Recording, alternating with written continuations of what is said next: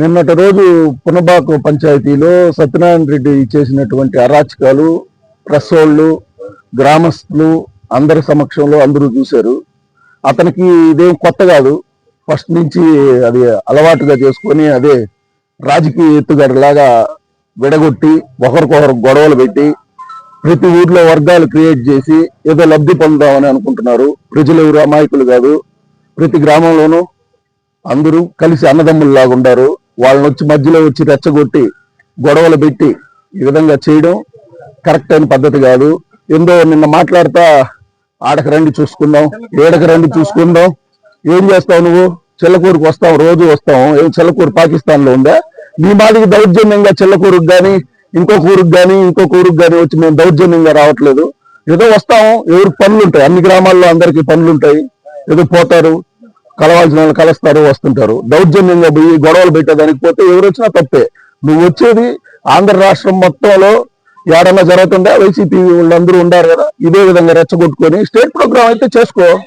State programme గానైతే నువ్వు చేసుకో, మాకు కూడా అబ్జెక్షన్ లేదు. నీ ఇన్ఛార్జ్ గారు ఉండారు, వాళ్ళు ఎవరైనా చేస్తున్నారా? నెలకు సులూరుపేట నియోజకవర్గంలో 6 మండలాలు 2 మున్సిపాలిటీలు ఉన్నాయి. మీరు కూడా పత్రికా వారు కూడా గమనించాలి. ఈ 6 మండలాలు 2 మున్సిపాలిటీలో ఈ విధమైన గొడవలు ఎక్కడా లేవు. ఆంధ్ర రాష్ట్రంలో వాళ్ళు ఈయన కావాలనే ఈ విధంగా సృష్టించి ఏదో లబ్ధి పొందాం, ఏదన్నా పెద్దవాళ్ళని మాట్లాడేస్తే హీరో అయిపోతాం. ఏమి లేదో నీకు నీ పార్టీలో కూడా అంతా గుండు సున్నా చుట్టేసినారు. నువ్వు ఒంటరిగా మిగిలిపోతావు. ఏ పార్టీ అని తేడా లేదు. ఎవరినంటే వాళ్ళని మాట్లాడడం, అరాచకంగా మాట్లాడడం, ఇవన్నీ తగ్గించుకోవాలి. ఈ నియోజకవర్గం గంగా ప్రసాద్ గారి ఆధ్వర్యంలో, నెలవల సుబ్రహ్మణ్యం గారి ఆధ్వర్యంలో, మాకు ఎమ్మెల్యే గారు నెలవల విజయశ్రీ గారి ఆధ్వర్యంలో అందరం ఎక్సలెంట్ గా పనిచేసుకుంటున్నాం.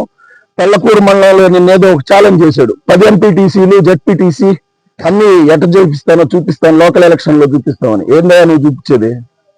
నీ వాళ్ళు నీతో కూడా వచ్చిన వాళ్ళు చెప్తున్నారు నిన్న అతను ఎదవా వదిలి అని చెప్తున్నారు. అనవసరంగా వాళ్ళు బలైపోయారు నీ వల్ల. ఇవన్నీ మార్చుకుంటే పద్ధతి బాగుంటది. 70 సంవత్సరాల పైన ఉన్నట్టుంది అతనికి వయసు. చూసుకుందాం కొట్టుకుందాం అంటే అతనే కొడితే మేము వయసులో ఉన్నవాళ్ళు మా పరిస్థితి మేమెట్టుంటది? మేము కూడా తిరగబడితే నిన్న మా వాళ్ళంతా కామ్గా ఉండడం వల్ల గొడవలు ఎందుకు ఒకరికొకరికి మా వాళ్ళని కొడుతున్నాడు. వాళ్ళని కొట్టండి అని ఎందుకు కొడతారు వాళ్ళు? మేము ఏ రోజు పార్టీ వచ్చింది 2 సంవత్సరాలు అయింది, ఏ గొడవ లేదు. అంతకుముందు అదే విధంగా ఈడ పునబాకులో మేము కూడా బాధితులు కంపెనీ గొడవలో నానా అరాచకాలు సృష్టించి కేసులు పెట్టించావు అందరి మీద. అందరూ ఇప్పటికీ సఫర్ అవుతున్నారు. ఉద్యోగాలు పోయి అందరూ పోయి ఇబ్బంది అవుతుంది, తిరుగుతా ఉన్నారు.